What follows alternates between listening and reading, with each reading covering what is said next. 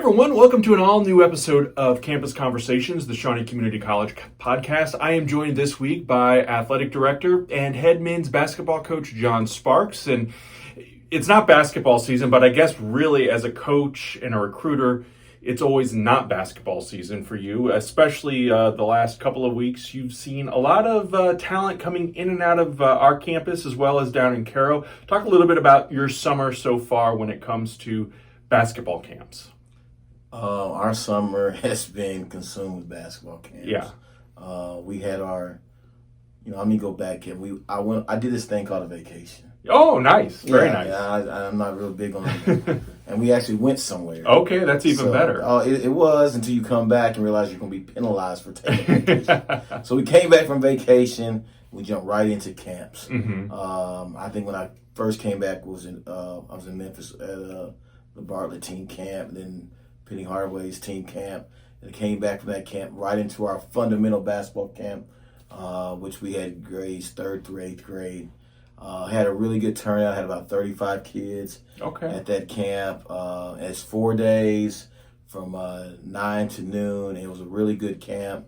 We go from that camp to a recruiting camp in Little Rock. I was there for 1 day and come back and try to revive myself a little bit, and then I'm at Cairo camp on a Wednesday, which was a free camp we've been doing for the last, I think, 3 to 5 years. Okay. And it was really good. We had 13 kids at that camp there at Emerson Elementary, and that was really exciting. We had kids from 2nd grade. I think that we had a 2nd grader. What age is 7 years old? Are you even worried? Probably around 2nd grade. Okay. Yeah, that's what I would guess. I had my man Titan. That was our camper, and he was just. Is he the guy with the wearing the bling? Yeah, the little dude. Yes. And I pulled it out, and he was like, it was such a genuine response from him when he saw the chain. That's why I said, get a picture of that, send it to Kevin. And he only made 2 baskets in those 2 or 3 hours, but. One of our players that held him up, he made 2 baskets. That's the highlight of the summer. But the memories, baskets may not have been there, but the memories are definitely going to be there. He'll think back on that, I'm sure. He had a great attitude the whole time. I said, man, we got to get a little fella to change. So we had a great time down there, and then we jumped from that camp into our elite camp, which is for high school kids, which was that following Monday and Tuesday. And that's probably one of my favorite ones because we have kids that, like we had talked about, it's an invite type deal. So we invite kids we think are going to be college prospects, guys that we want to recruit. We had a really good turnout. I think we had 36 kids. And anything over, you get close to 40, man, that gym is packed. That's a lot of kids. You came down there, you saw it. Yeah. I want to dig deeper into that camp in a second, but also one of the other camps that we had here, something brand new to Shawnee College, is the Amazing Saints. And these are adults with physical or intellectual developmental disabilities. But man, they loved every second of being here. And talk to me a little bit about, from your perspective as a coach and a dad, and being able to kind of experience Amazing Saints for the first time. I've been to a few of the camps, the music makers and the cooking that they did with Connie in our kitchen earlier in the week. But the basketball camp, it gets a little more physical, I think. Yeah, and it was my first time doing a camp like that. And Lindsay asked me about it. I said, oh, yeah, absolutely. And I always say one of my biggest flaws is I very rarely say no. Yeah. Especially working with Lindsay, she's always trying to do something positive. So yeah, I do it. And then we got Fisher Kevin. He goes, we have Amazing Saints tomorrow. I said, we have what? She's like, you saw it? Oh yeah. I remember. I forgot. I really had forgotten, Kevin. And because usually after 12 o'clock, when working with those kids, the young kids, 3 hours, like I'm ready. I'm ready to power down a little bit. But I tell you what, man, it was very, very enjoyable. We got in there, and everybody's ability levels are all over the place. Mm-hmm. But we had a good time. We did some shooting, some dribbling, some other skill things, and it was really good, Kevin. And I didn't know I was such a celebrity. They love you. Because I walked in like, oh, it's John Sparks. Hey, John Sparks, we coming. I'm like, these people know who I am. I'm like, this is cool. So if nobody else likes me, I know the Amazing Saints love me, so I feel good about it. They do their homework before they get here for sure. Yes, absolutely. Let's circle back to the elite camp, and it's no secret. We've talked about it on this podcast, you and I have, but I've talked about it with Dr. Taylor. We've had podcasts, we've done press releases, we've had Facebook posts about it. The Board of Trustees talks about it. It's no secret. This population, this area of Southern Illinois is basically like a drying up pond. Our student enrollment, the population in general is dropping at a semi-alarming rate, I guess, and I don't want to put words in anyone's mouth, but obviously to recruit students, not just the general population of students, but student athletes, you have to cast your net in other waters, so to speak. And so it's not just bringing talent to Southern Illinois. Now, obviously, the little ones that were here for the fundamental camps, I'm going to guess are probably all primarily from our region of Southern Illinois. But the elite camp, where you're looking at high school students and maybe future Saints, I know that you've had some young men sign here based on those camps. So talk to me a little bit about the strategy behind that, because I think sometimes people see Arkansas or Tennessee or Georgia and they get alarmed by that. Mm-hmm. But the reality is if we want athletics here, you're going to have to recruit them beyond just Southern Illinois, not taking Southern Illinois out of the equation, but there has to be talent coming from other places, because the population here is just dwindling. And when I say dwindling, I'm talking, 500 total graduates from the 12 schools, high schools that would matriculate here to Shawnee College. And then you eliminate the ones that are going away to other schools or doing other things, going into the military, going straight into the workforce. Mm-hmm. You're looking at a very small pool. Our student population of freshly graduated high school students is about 5 or 6%. So I'm saying all that to say there's a method to the madness, so to speak. And that percentage is lower when you're talking about absolutely. Sports. Absolutely. Sure. There's 100 kids play sports. They're not all, some are boys, some are girls. Yeah, right. And then you talk about, they're not all seniors either. Right. So that number drops again. I did research on that for a report I had to do several years ago, and I knew it was low, but I was even shocked. It's very surprising. Some graduating classes, we're talking about 12. Yeah. And just be honest, small schools, your best athletes, they're playing both sports. Right. So you can, but you really can't. You can come to Shawnee and play baseball and men's basketball. It doesn't work because the seasons overlap. Yes. It might have worked for Bo Jackson doing the dual sports, but it's not everyone's cup of tea, I guess. And we haven't had a Bo Jackson. Yeah. I'm sure Coach White would love to have one. I don't go way back into the 80s to pull that reference. That's about my pop culture sports references. But no, and we talk about this often, recruiting never stops. Sure. And when you start recruiting, I mean, when I got here, you don't turn it off. Never stop. So we target guys. Like I said, I go to these other camps, team camps. I was at Goreville team camp last week. All my weeks were running together. I believe it was last Thursday, and just go to the main gym. I sit there for 4 or 5 hours and watch. I mean, every team comes through there. So I probably, in this month of June, I know I've seen over 60 teams. Wow. And I just take notes and talk to players, talk to coaches, and we invite those guys to camp. Okay. I mean, they're from Memphis, from Little Rock, they're from DeCoin, they're from Vine. I mean, I looked at my list before I came in here today. We sent out 75 invites. Oh, wow.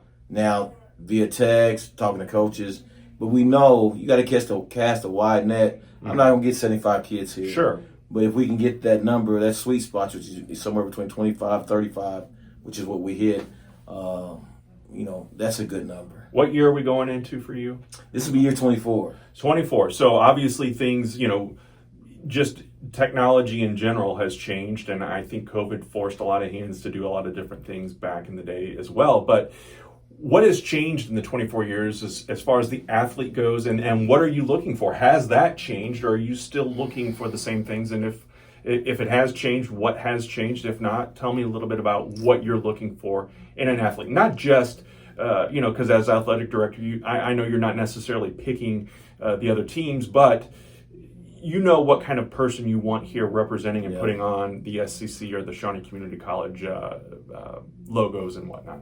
You have to. It's changed some. The thing that's really changed this whole game for all of us is this NIL deal.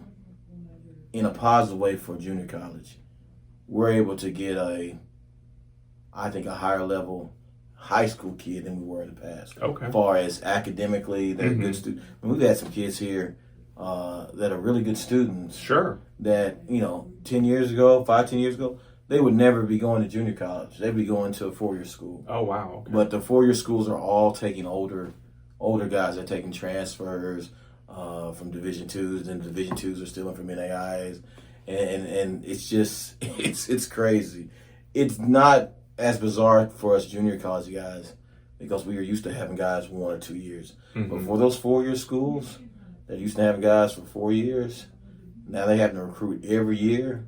It's a lot of these guys are struggling with that. Yeah. Not so much for us because we expect to lose guys every year. Especially if you have a good player and he's a good, really, really good player. He's a really good student. He can leave after 1 year. We've had guys do that. Kobe Caldwell played 1 year for us. He went to Utah. Big Bam Bowman played 1 year for us and went to Miami, Ohio. So we always have to, and they left like the week before school started. Oh, wow. So I had to have, it's like, oh, coach, are you upset? I said, no, I'm glad, but I don't have time to be emotional about it because I got to have somebody else I can bring in immediately. So how do you, one, how do you not take that personal? But two, I mean, you have to kind of, like you said, you're always in that recruiting I got a mode. list. I got a list 24/7 of kids. Yeah. 24/7. I tell our coaches as they come in, especially younger coaches and first-time coaches, you got to have a list. And I'm not talking about a list of 25, 30 kids. If you're a young coach, starting in this thing, you need to list probably 300. Like 300, yes, you need a list because you don't have contacts yet. Right. My list is not 300 anymore. That's one thing that's changed. My list is probably 100, but I have contacts. I get about, hey, have you seen this kid or what's out here, so on and so forth. But if you don't have contacts built up yet as a young coach, which you won't, that's not a problem. You better have a list. Yeah.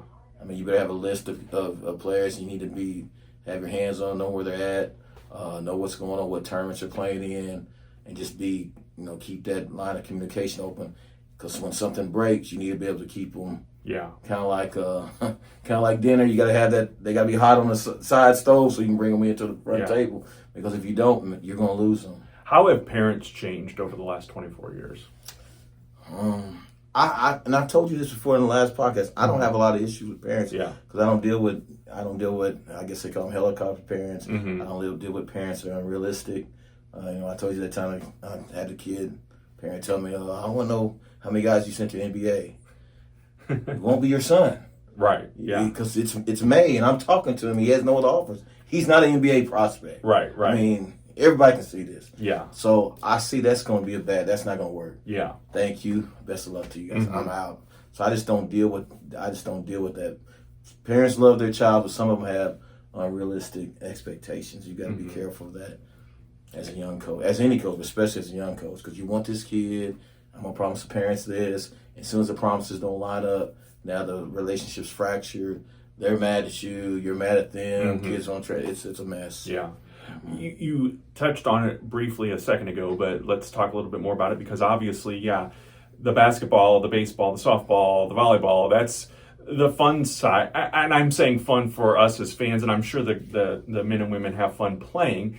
But they're also here to get an education. Yes. And academically, you've had a very strong, we're wrapping up the 25-26 school year, academic year, and ending it on a positive note with a lot of students receiving high marks. Talk a little bit about that.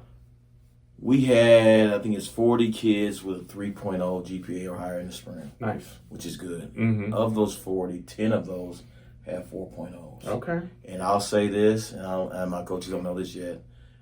Baseball team was a rock star of the bunch. Nice, congratulations. They have a bunch of kids, and I want to say they had like 19 guys with 3.0 of their 30, 31 kids. Wow. And I think probably, was it 9 or 10?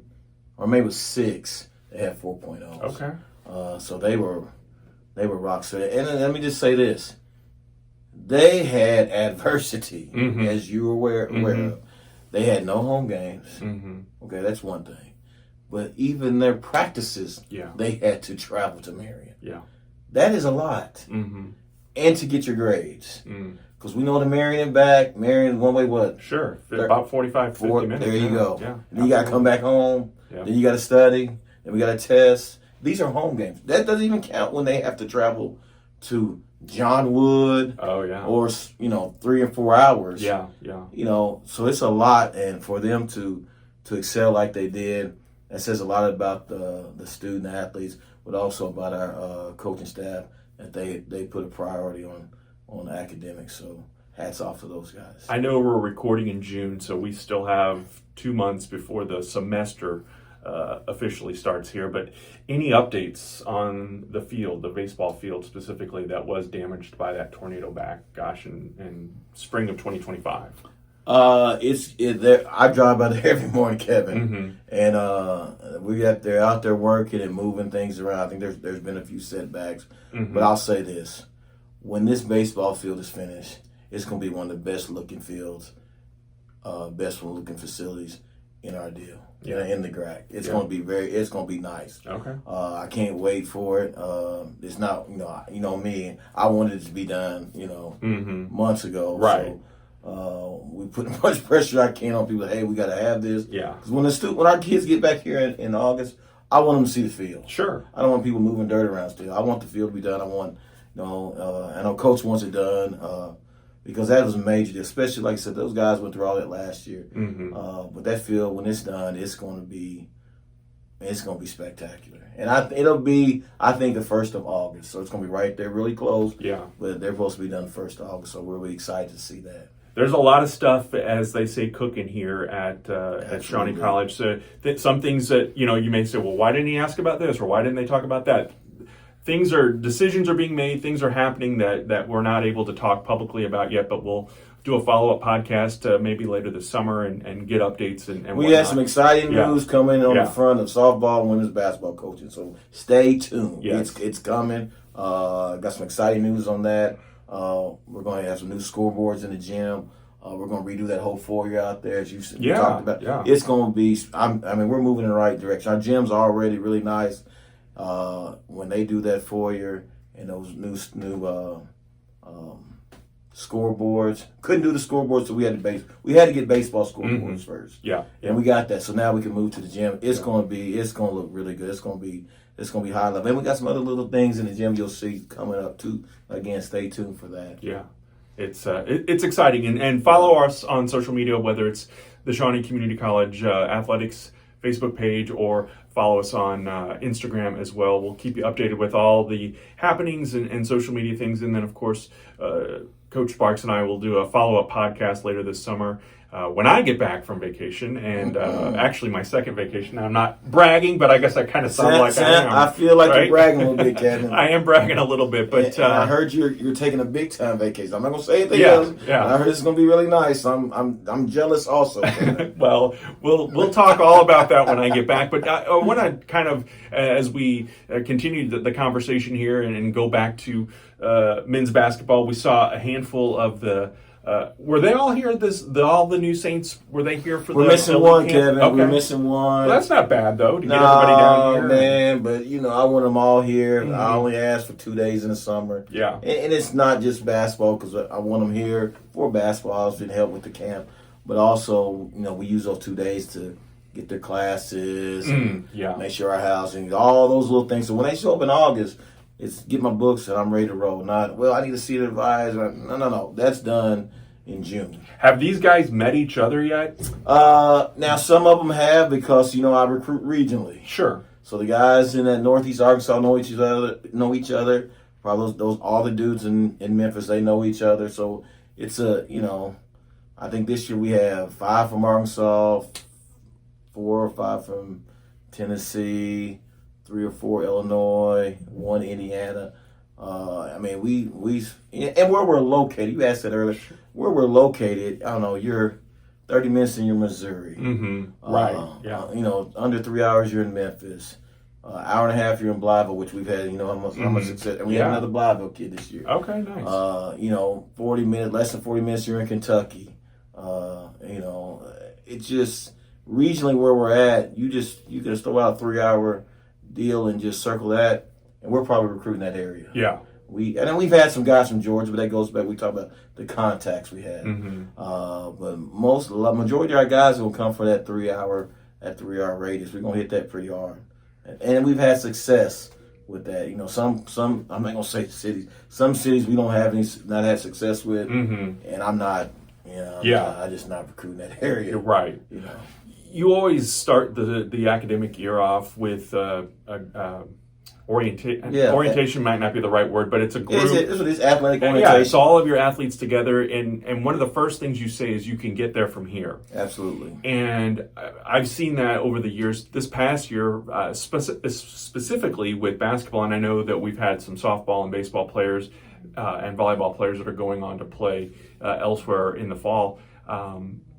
But you had all 5 of your sophomores who graduated are going and playing. 4 of the 5. 4 of the 5, that's right. 4 of the 5 are going on and playing somewhere else. So that's got to be encouraging when you see that they are continuing that tradition of play beyond here at Shawnee Community College. It is because, yes, are we small? Yes. Are we in the middle of the country? Yes. I think all those things are fine. But that doesn't mean you can't get there from here. James Deloach is going to UNC Pembroke, North Carolina. He's the best power forward in the league. And I'm not telling you what I think. That's what I think, obviously. But when the voting came out, he finished like 4th or 5th. So, and everybody above him were guards. So that tells you he's the best at that position. Yeah. Israel Weldon, we call him Izzy. He's going to Lane. Yeah. T.J. Jackson's going to William Baptist. And Alan King's going back home to play at Lemoyne Owen. By the way, Ladrikus Pittman, who's been on this podcast, who did a really good job. He went to Lemoyne Owen last year. And of course, we think he was really good. And nobody believed Coach Sparks. He went to Lemoyne Owen and had a great year. Nice. And he's transferring to Drexel, Division I. Well, good for him. But he's always been a Division I guy. We said that. Yeah. But, we don't know. Okay, 5, 6, 30-point games at Lemoyne Owen. Oh, we think he's really great. Yeah, we told you that a long time ago. So we're excited for those guys, for our guys that went there and leveled up like the Ladrikus. Man, we're really, really proud of those dudes. Sure, 100%. Yes, happy to hear all that. There's got to be a balance or something going on when it comes to doing what's best for Shawnee Community College, but then also finding these guys spots beyond here, because obviously the 4 that we mentioned all graduated and it was time for them to go. That they were not going to have another opportunity to play here. So how do you balance that out as far as bringing the talent, keeping the talent circle going, coming in, and then what you're putting out there into the universe? Well, after every game, we're loading up stats. We have player of the game. We're sending stuff to the recruiting agencies. We're sending stuff directly to the colleges. Those guys, like those sophomore guys we have, they give me a list of 10, usually 10 to 20 schools that they're interested in. We'll sit down and talk about it. Now, you may come in, Kevin, and you're a good player, and coach, I want to play at Kentucky. I'm going to tell you, Kevin, I love you. You can't play at UK. Yeah. But I'm also going to say, you can't play at UK, but here's some places you can play. Let's look at these places. Yeah. And those are hard conversations sometimes because I get my feelings hurt because I think coach, you don't believe me? No, I believe in you. Take, for example, Savion. He wanted to play at Murray State. Yeah. And I thought he could play at Murray State when he played here. And I said, Savion, I want to go to Murray State, coach. You can't play at Murray State. What are you talking about, coach? You don't think I'm good? I said, I think you're good. They got a guy that is really good. Wow. And I told him who he was. I said, his name is John Moran. I've never heard of him. Oh, you will. And that same year, he got invited to the Chris Paul camp. The next thing you know, he gets drafted. And I said, you go to Murray State, you're never going to play because they have this guy there named John Moran. Yeah.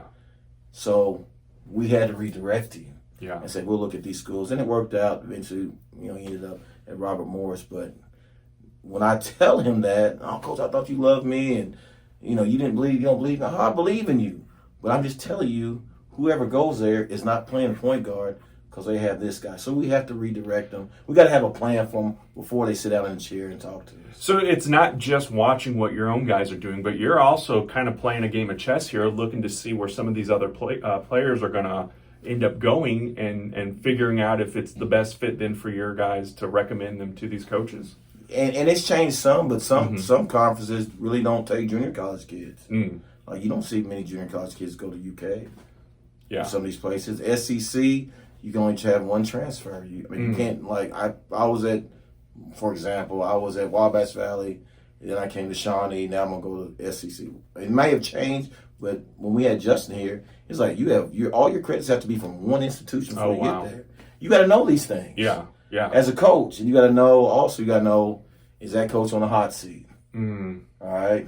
Did they get a new athletic director? You don't want to send a kid somewhere. They get there, and the coach gets fired out. They get a new coach that ain't, the coach that recruited them. They don't want them. I mean, it's a slippery slope. It's not always perfect, but you try to navigate them and obviously keep their parents involved in the process because a lot of them don't know either. Yeah. This is a process. It's not foolproof. These are the things we want to look out for.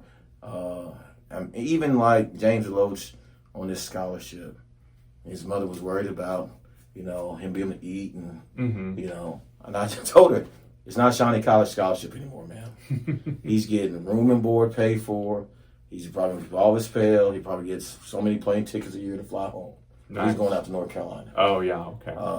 And she's like, really? I was like, yeah, it's just different. Yeah. So you have to, not talk down to anybody, but just, they don't know. Right. You know what I mean? Sure. Kind of like when I go to the airport, I don't fly all the time. Yeah. I don't know. I have to ask questions. Right. Sure. So same thing. So you just kind of have to let them know this is the process.